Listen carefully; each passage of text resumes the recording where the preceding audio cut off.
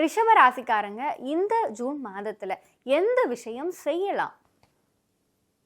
அந்த ஜூன் மாதத்தில் அவங்க என்ன செய்யலாம் அப்படின்னு பார்க்கும்போது ரொம்ப தைரியமாக இருக்கணும், இரக்க குணத்தோடு இருக்கணும், ரொம்பவே உத்வேகத்தோடு இருக்கணும். அதாவது சொல்லுவாங்க, ஒரு பெண் நினச்சா அவங்க ஒரு மெய்டனாக இருந்தால் கூட ஒரு சிங்கத்தையே அவங்களால அவங்களுடைய அந்த பாச வலைகளை கொண்டு வர முடியும் அப்படின்ற ஒரு விஷயம் இருக்குது. ஸோ அப்படி இவங்க இருந்தாலே போதும்.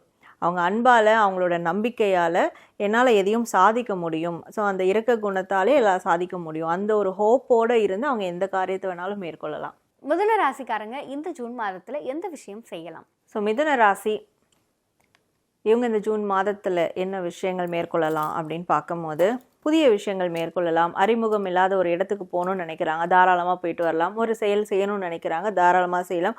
ஒரு விஷயத்தை ஜீரோலேருந்து ஸ்டார்ட் பண்ணணும்னு நினைக்கிறாங்க, தாராளமாக செய்யலாம்.